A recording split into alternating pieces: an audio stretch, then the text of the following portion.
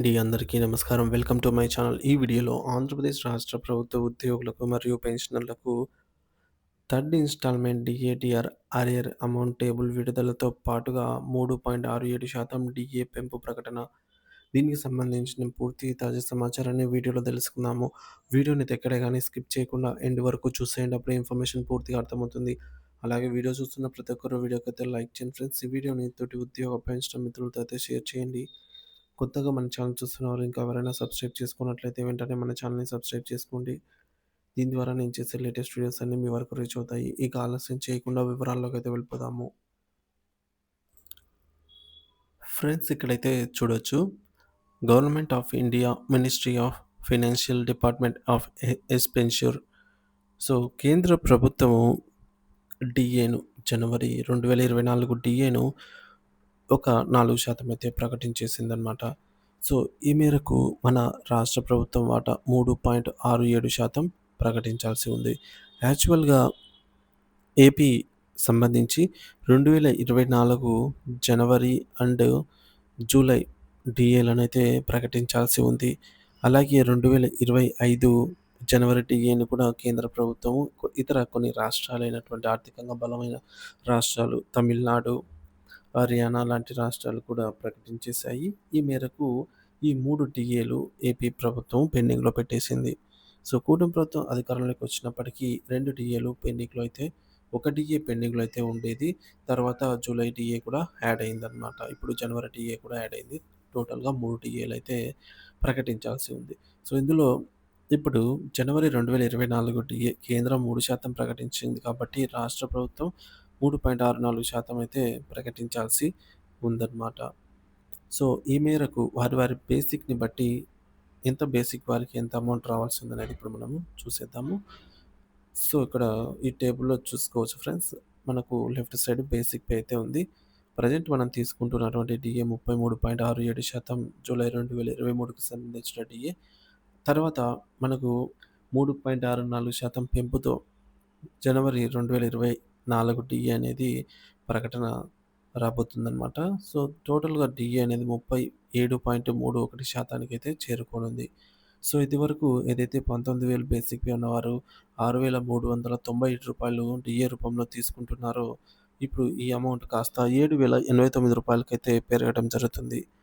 అలాగే 21,500 basic pay వారికి 8,000, ఆ విధంగా 41,000 బేసిక్ పే వారికి 15,300, 45,000 బేసిక్ పే వారికి 17,000 ఈ విధంగా అయితే డీఏ రావటం జరుగుతుంది. 51,000 బేసిక్ పే వారికి 19,000, 55,000 బేసిక్ పే వారికి 20,000 డీఏ రూపంలో రావటం జరుగుతుంది. అంటే ఒక 3.64% బేసిక్‌లో పెరుగుదల అయితే ఉంటుంది. సో, ఇంటూ 0.0364 చేసినప్పుడు మన బేసిక్ పే ఇంటూ మనకు పెరిగిన అమౌంట్ అనేది ఇక్కడ రావటం జరుగుతుందనమాట. సో, ఇదే కాకుండా కేంద్ర ప్రభుత్వం ఇంకా జూలై 2024 డీఏని కూడా 3% ప్రకటించేసింది. సో, దీంతో పాటు తమిళనాడు లాంటి రాష్ట్రాలు కూడా ప్రకటించేసాయన్నమాట. అక్కడ జియో చూసుకోవచ్చు. ఇకపోతే డీఏ ఏరియర్స్ విషయానికొచ్చినట్లయితే, మనకు డీఏ ఏరియర్ టేబుల్ ఇక్కడైతే చూడొచ్చు ఫ్రెండ్స్. టోటల్‌గా 2018 నుంచి ఇప్పటి వరకు 212 నెలలకు సంబంధించిన డీఏలయితే పెండింగ్‌లో ఉన్నాయి. సో, కొత్తగా ఇప్పుడు విడుదల చేయాల్సిన డీఏల గురించయితే ఇందులో లేదు. అవి కూడా యాడ్ చేసుకున్నట్లయితే ఈ సంఖ్య మరింత పెరిగే అవకాశం అయితే ఉంది. సో, ప్రభుత్వ ఉద్యోగ పెన్షనర్లు సకాలంలో మాకు డీఏలు ప్రకటించండి. వాటి తాలూకా అరియర్స్‌ని కూడా ఆన్ టైమ్‌లో ఏదైతే జీవోలో పొందుపరుస్తారో ఆ విడతల వారీగా క్రమం తప్పకుండా చెల్లించాలి అనైతే కోరుతూ ఉన్నారు. సో, ఇక్కడ జీవో ఎంఎస్ నంబర్ 28 ప్రకారంగా డీఏ అరియర్స్‌ని 3 సమాన వాయిదాల్లో చెల్లించాల్సి ఉంది. సో, ఇక్కడ థర్డ్ ఇన్‌స్టాల్‌మెంట్ అమౌంట్ వచ్చేసి ఫిబ్రవరి 2025లో, తర్వాత జీవో ఎంఎస్ నంబర్ 30 ప్రకారంగా ఈ యొక్క ఏరియర్స్‌ని 3 సమాన వాయిదాల్లో ఇక్కడ కూడా థర్డ్ ఇన్‌స్టాల్‌మెంట్ అమౌంట్‌ని మార్చి 2025లో ప్రకటించాల్సి ఉంది. సో, ఈ 2 డీఏల అమౌంట్ వచ్చేసి వారి వారి బేసిక్‌ని బట్టి 20,000 బేసిక్ పే ఉన్న వారికి 6,500, అలాగే 25,000 బేసిక్ పే ఉన్నవారికి ఈ విధంగా 8,300, 30,000 బేసిక్ పే ఉన్నవారికి 9,800 ఈ విధంగా అయితే రావాల్సి ఉందన్నమాట. సో, ఈ టీఏ బకాయిలను కూటమి ప్రభుత్వం వెంటనే ఆహ్, ప చెల్లించాలి. సో, ఎందుకంటే ఆర్థికంగా కొద్దిగైనా ఊరట లభిస్తుంది అనైతే ఉద్యోగ పెన్షనర్లు కోరుతూ ఉన్నారు. అంతేకాకుండా ఉద్యోగ పెన్షనర్ల ప్రధాన డిమాండ్‌లలో టీఏ, ఐఆర్, పీఆర్‌సీ అయితే ఉన్నాయన్నమాట. ఎస్ఎల్స్, ఈఎల్స్, రిటైర్మెంట్ బెనిఫిట్స్, ఆర్థిక మరియు ఆర్థికేతర అంశాలకు సంబంధించి కూడా చాలా వరకు పెండింగ్ సమస్యలైతే ఉన్నాయి.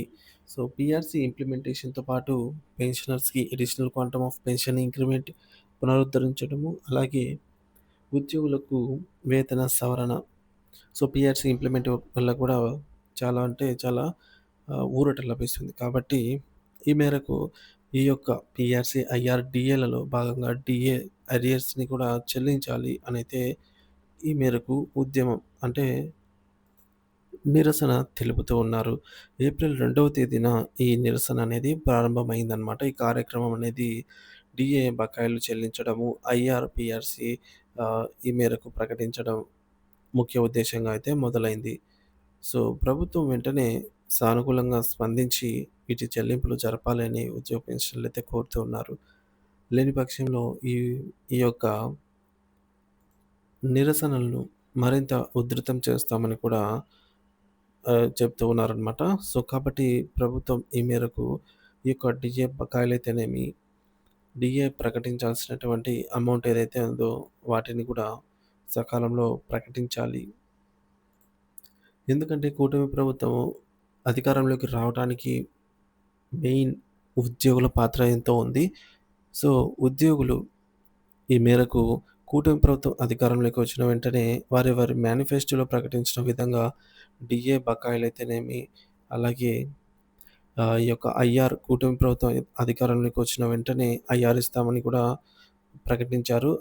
సో, చంద్రబాబు నాయుడు గారు ఎన్నికల ప్రచారంలో భాగంగా కూడా బహిరంగంగా ఎన్నో చోట్ల చెప్పారనమాట. అలాగే పవన్ కళ్యాణ్ గారు కూడా ఓపీఎస్ అమలు దిశగా గరిష్టంగా ఒక సంవత్సర కాలంలో ఇంప్లిమెంటేషన్ చేస్తామని కూడా బహిరంగంగానే హామీ ఇవ్వడం జరిగింది. కాబట్టి ఇప్పుడు కూటమి ప్రభుత్వం అధికారంలోకి వచ్చి దాదాపుగా 10 నెలలవుతోంది. కాబట్టి వీటికి సంబంధించి ఒక్క అంశం మీద కూడా ఇంతవరకు అఫీషియల్‌గా అంటే అధికారికంగా ప్రకటన లేదు. సో, ఈ విషయంలో పురోగతి లేనందున ఉద్యోగ పెన్షనర్లు తీవ్ర ఆందోళన చెందుతూ ఉన్నారు. కాబట్టి ప్రభుత్వం వెంటనే స్పందించి వీటికి రావాల్సినటువంటి బకాయిలైతే డీఏ బకాయిలైతేనేమి, ఎర్న్డ్ లీవ్స్ అయితేనేమి, గత 3 ఏళ్లుగా సరెండర్ లీవ్స్ అయితేనేమి, ఈ అమౌంటే క్రెడిట్ కాని చాలామంది ఆహ్, రిటైర్ అయ్యి కూడా చాలామంది ఎదురు చూస్తూ ఉన్నారనమాట.